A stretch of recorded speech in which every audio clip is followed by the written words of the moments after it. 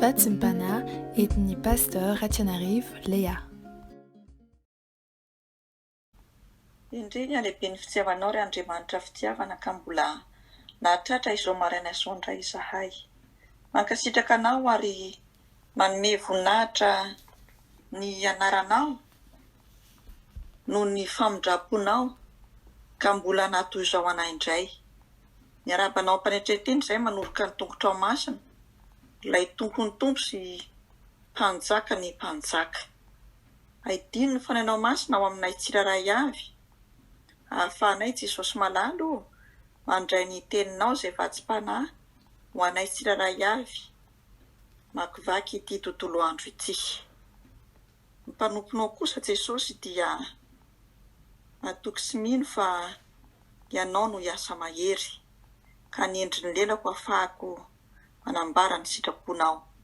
Amin'ny anaranao Jesosy Kristy Tompo, ilay mpanjakanay sy tomponay nanaovana izany vavaka izany. Alleluia. Amen. Ary Ezra nisaotra ny Jehovahandriamanitra lehibe, ary ny olona rehetra nanandra tanana ka namaly hoe Amen, Amen, dia niondrika izy sady niankohaka tamin'ny tany teo anatrehan'i Jehova. Ary Jesosy sy Bania sy Serebia sy Jamina sy Akoba sy Sabetahy sy Odia sy Mahasia sy Kelita sy Azaria sy Jozabada sy Anana sy Pelaya ary Levita dia nampianatra ny olona ny lalàna, ary ny olona dia teo amin'ny izay nitoerany ihany. Dia novakiany mazava ny teny tao ny bokin'ny lalàn'Andriamanitra sady nohazavainy tsara ny heviny ka dia azon'ny olona tsara ny teny novakiana. Ary Nehemia gobernora sy Ezra mpisorona mpanoran-dalàna ary Levita izay nampianatra ny olona dia nanao tamin'ny olona rehetra hoe masina ho an'i Jehova Andriamanitra ity andro ity, koa aza malahelo na mitomany, fa nitomany ny olona rehetra raha nandre ny teny lalàna. Amen. Izay indray no tenin'Andriamanitra izay angalantsika vatsim-panahy amin'ity andro an'ity alohan'ny hamakivakintsika ity tontolo andro ity. Ary izay indrindra no mampiseho mazava tsara araka ny lohahevitra hoe Jesosy Kristy Tompo ilay mpiandry tsara mahatonga asa tanteraka. Araka io tenin'Andriamanitra izay novonakintsika teo io dia ity boky Nehemia ity dia boky izay mifanarakaraka amin'ny bokin'ny Ezra.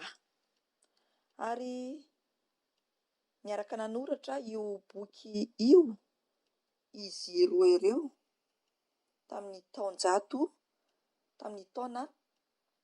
700 ka hatramin'ny 2700 talohan'i Jesosy Kristy Tompo.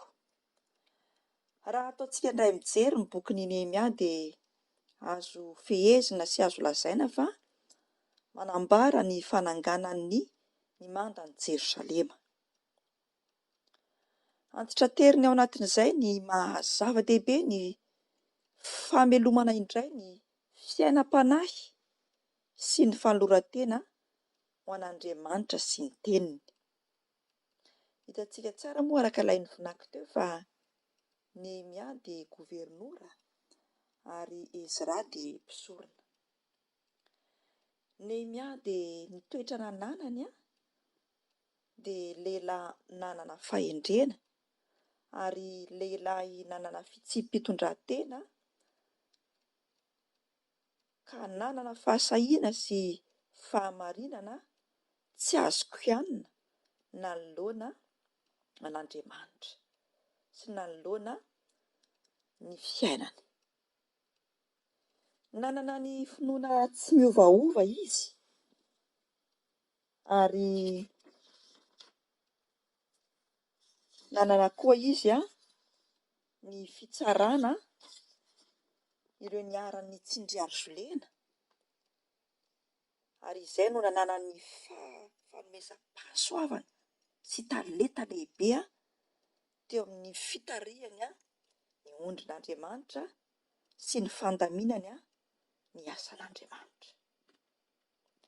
Mpitarika tena mahery vaika izy tao anatin'izany, ary mpanompon'Andriamanitra nahery ny vavaka sy nanao ny fivavaka ary nitondram-bavaka fifonana teo anatren'Andriamanitra ho an'ireo vahoaka, ary izay no nahatonga ny asan'Andriamanitra izay notanterahiny tsy azo kianina, fa tena hita ny baribary ny vokatr'izany vavaka fifonana izay nasandrany sy ny vokatry ny vavaka izay notanterahiny manoloana ny asan'Andriamanitra izay notanterahiny.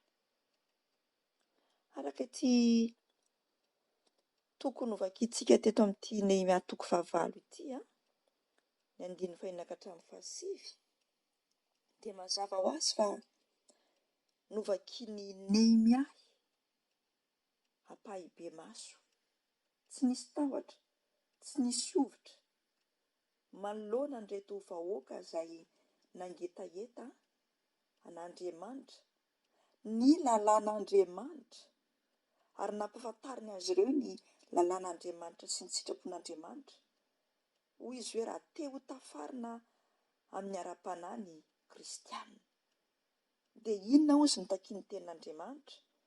Mitaky fibebahana tanteraka amin'ny fahotana rehetra, ary mila fanapahan-kevitra entitra mba hitandrina sy hatsiaro ny faneken'izy ireo tamin'Andriamanitra.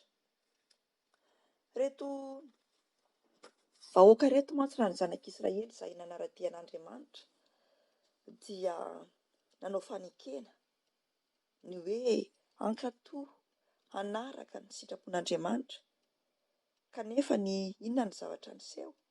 Tsy izay fa mifanohitra amin'izay.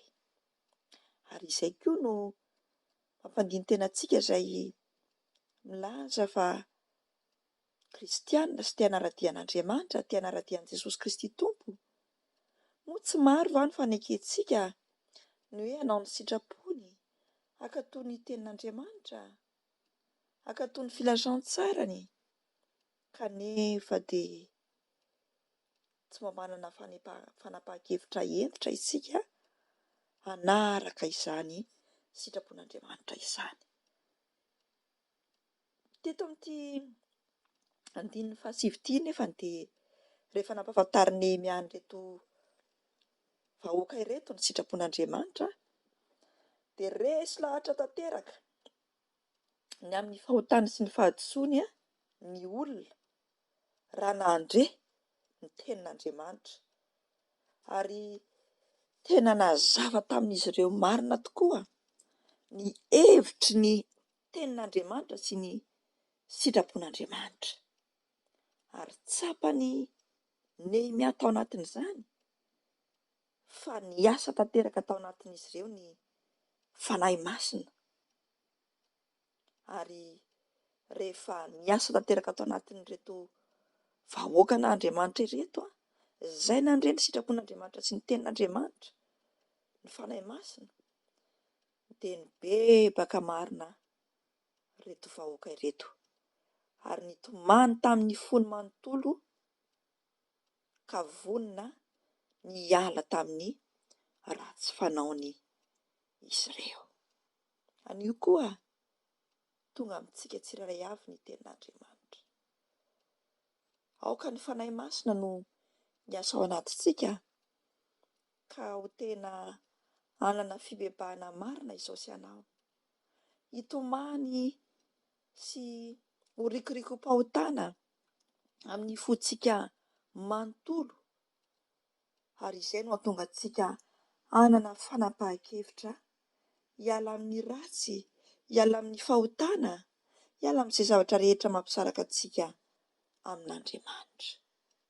Fa tsarovy fa rehefa tanterakintsika tsiraray avy izany dia miteraka fifaliana ao anatin'ny fontsika ny tenin'Andriamanitra, miteraka fandresena eo amin'ny fiainantsika ny tenin'Andriamanitra, ary izay no mamporisika antsika hatrany hatrany ankatoa fatratra izay teny rehetra sy ny sitrapon'Andriamanitra rehetra ampianarina antsika, ampahafantarina antsika, ary izay no mahatonga antsika hiavana amin'Andriamanitra.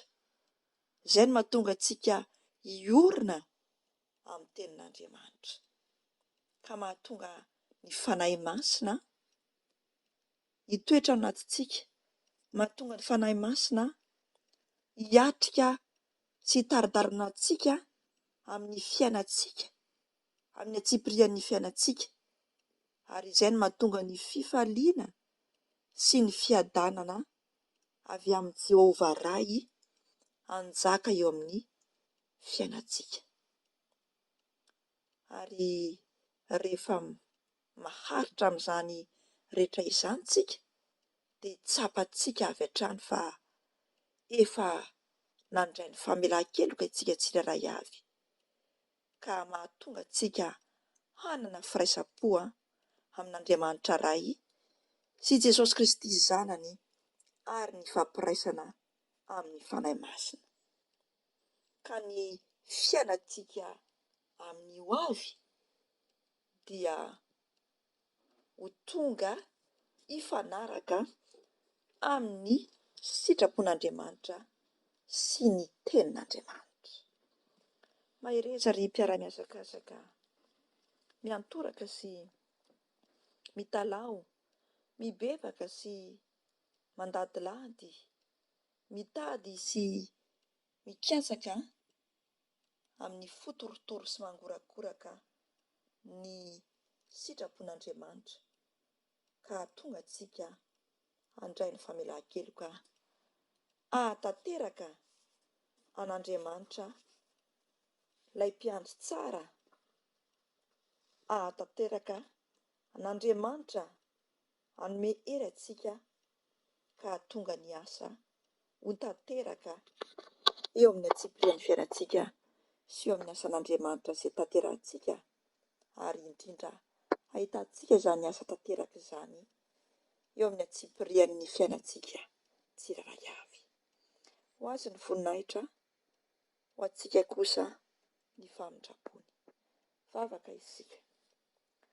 Misaotra anao izay ilay mpiandry tsara izay nampahafantatra anay tamin'ity maraina ity fa ianao tokoa ny dia tonga mba hanangana ny mandan'i Jerosalema izay efa rava eo amin'ny fiainanay tsirairay avy, izay efa rava noho ny fahotana sy ny adalàna izay nataonay, ary koa izay efa rava noho ny tsy fankatoavanay ny teninao sy ny sitraponao.